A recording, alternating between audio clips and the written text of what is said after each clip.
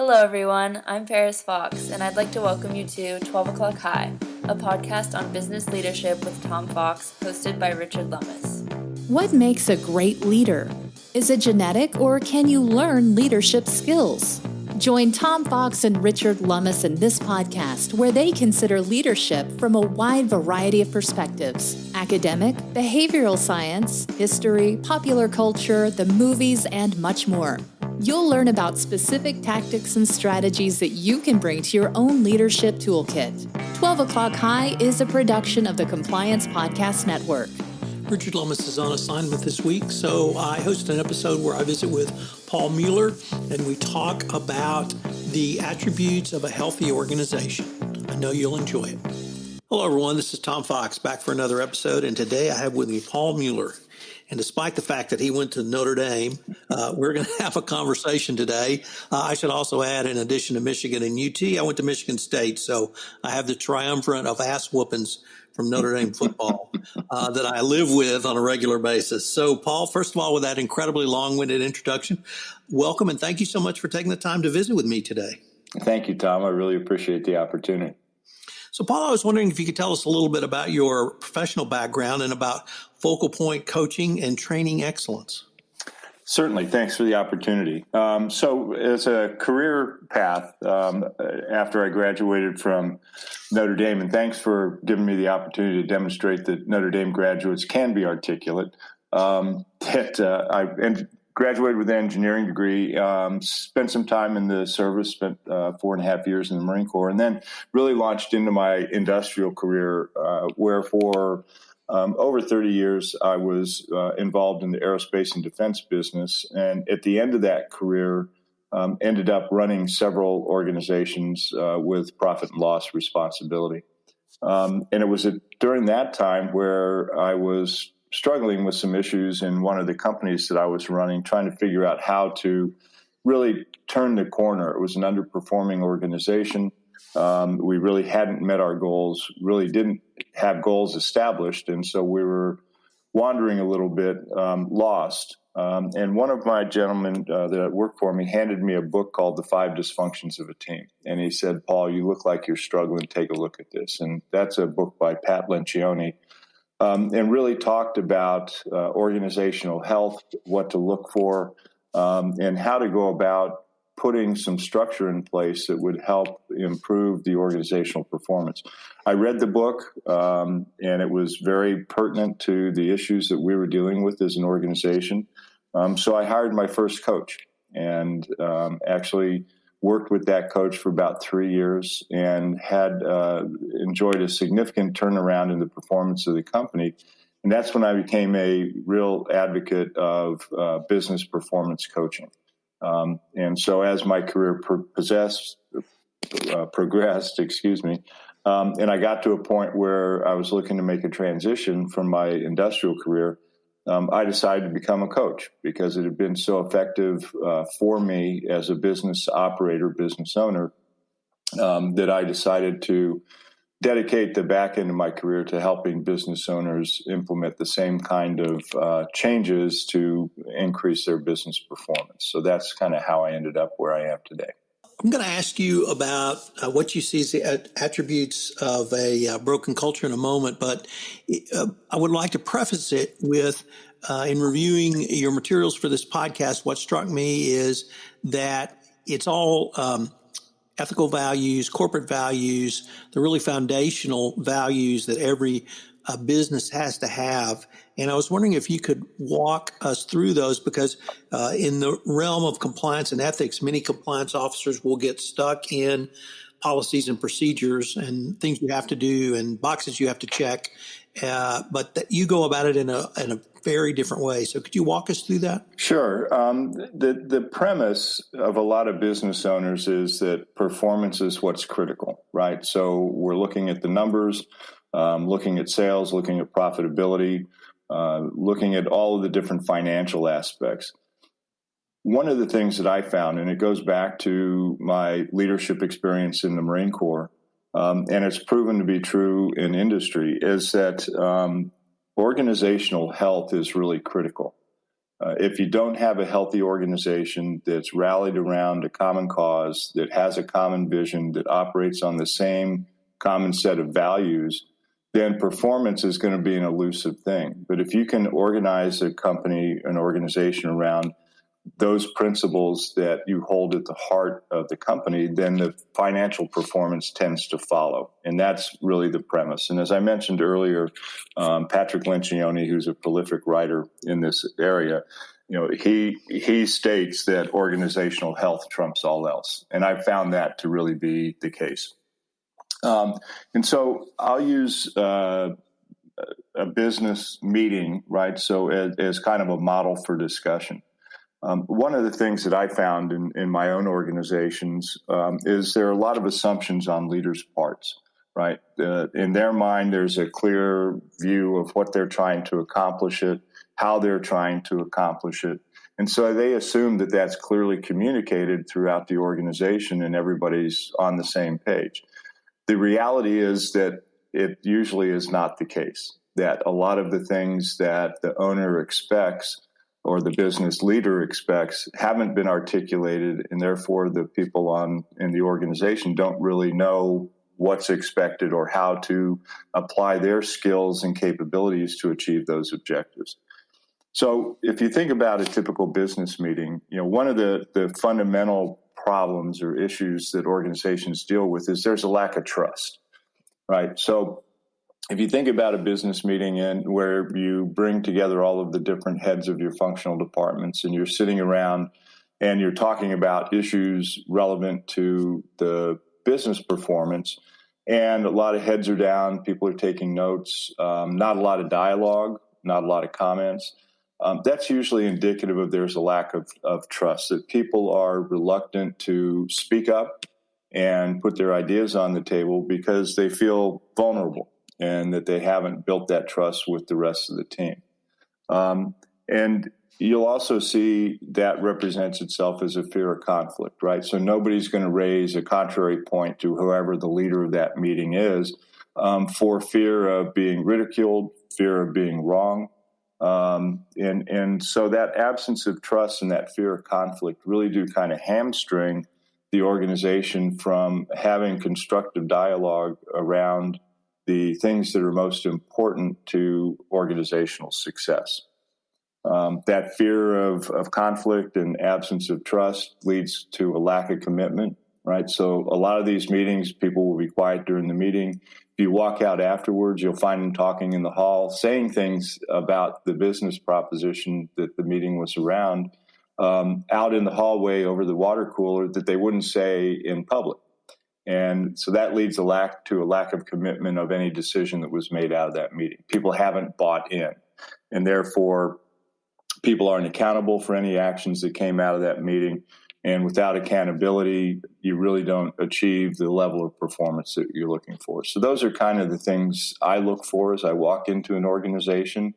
Is there that kind of silent acquiescence, then that, chatting around about things that should have been said in the meeting around the water cooler.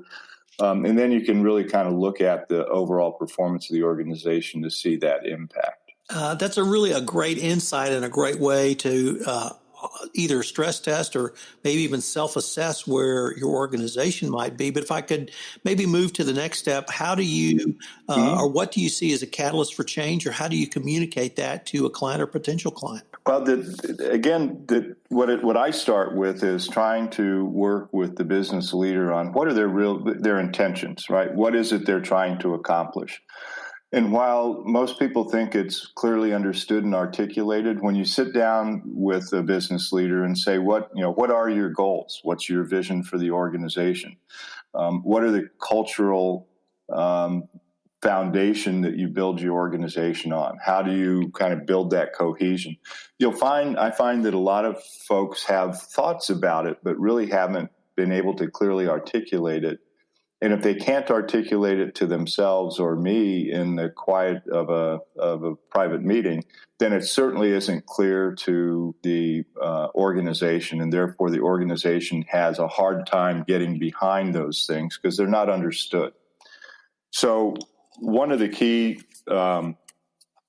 I'll say indicators of change or requirement for change is exactly that the business owner can't articulate that, therefore hasn't communicated that to the organization, and therefore it's that guiding light, if you will, is not present. So that's a good indication that some things may need to be done differently. One of the things that I really find powerful, there's a gentleman that a lot of people may be aware of or have watched some of his TED Talks, but Simon Sinek talks about the power of why. And when you're talking about change, organizational change, why is one of the most important questions that the business leader needs to answer and then communicate to the organization. Most of the time, if people ask us what we do, we talk in terms of the what and the how, right? So I'm a plumber, and I'll go to people's houses and I use the industry standard or industry best practices to implement my trade. But you don't really get to the why. And why is what really attracts people to commit to a cause, right? I mean, if you look at, I'll say Apple, right? And Apple is a great example, and Simon uses that in his TED Talk. People align themselves with the why people do things, right? So I'm a business coach because I'm passionate about helping business owners, working with business owners to achieve their objectives.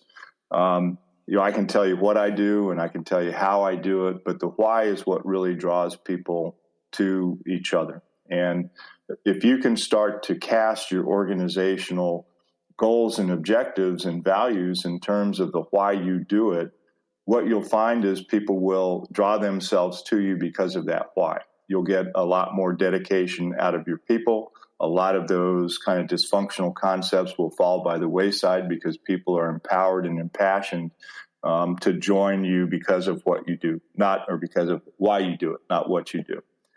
So there are a lot of different indications to change. If people don't understand what the owner is trying to do, that's a good indication.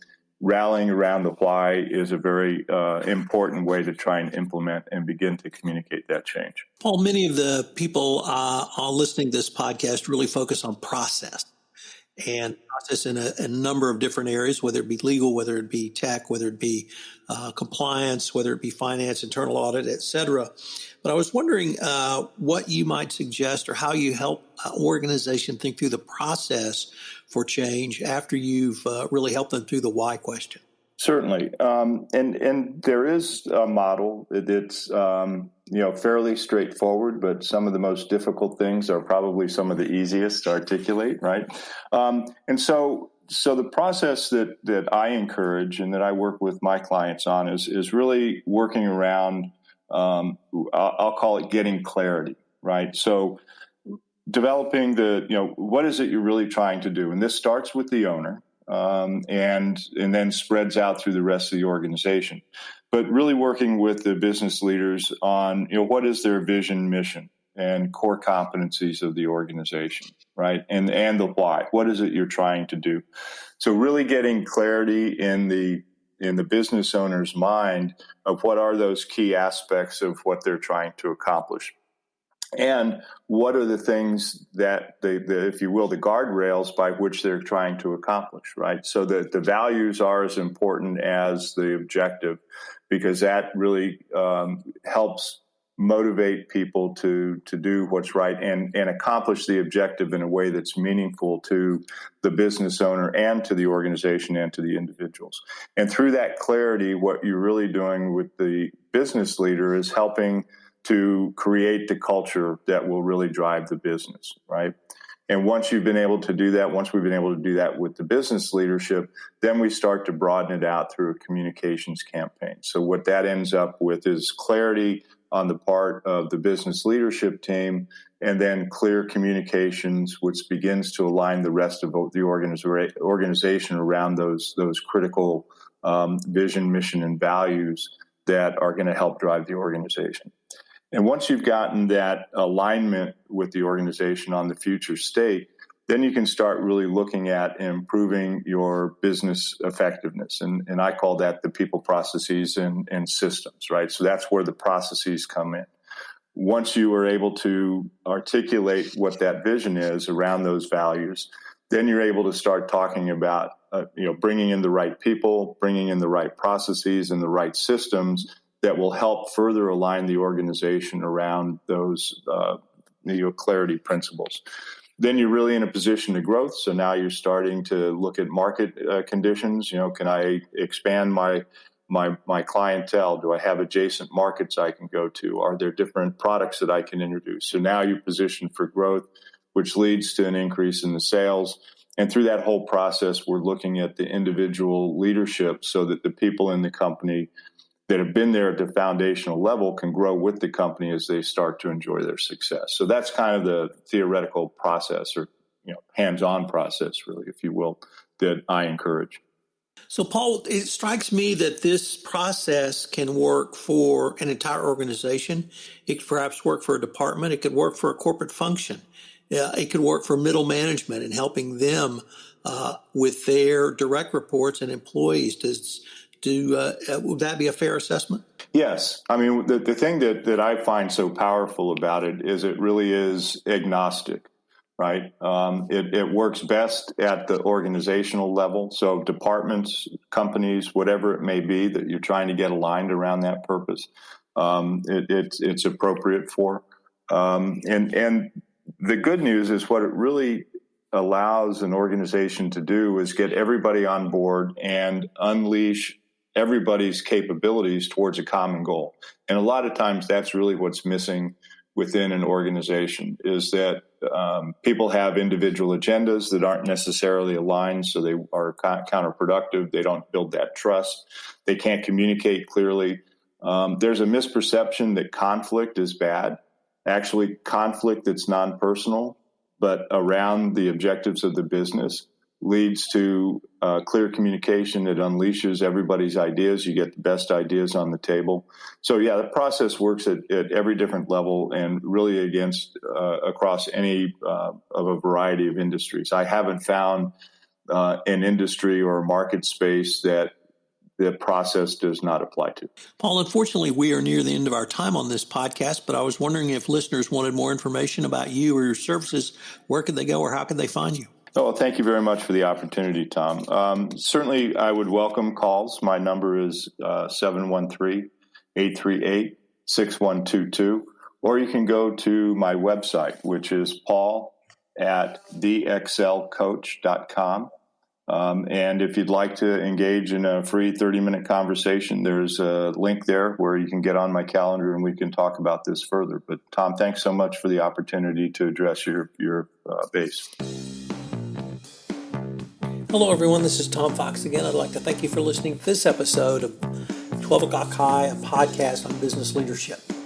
If you have any questions, you can email me at tfox@tfoxlaw.com. Please check out our research for additional reading if you're interested in finding out more about William Howard Taft. We found the research for this podcast fascinating. I hope you'll join us again for our next series of episodes where we're going to take a deep dive into Theodore Roosevelt, the 26th President of the United States. I know you will enjoy it. Thanks so much for listening to this episode, and we look forward to visiting with you again. 12 O'Clock High, a podcast on business leadership, is a production of the Compliance Podcast Network and a proud member of C-Suite Radio.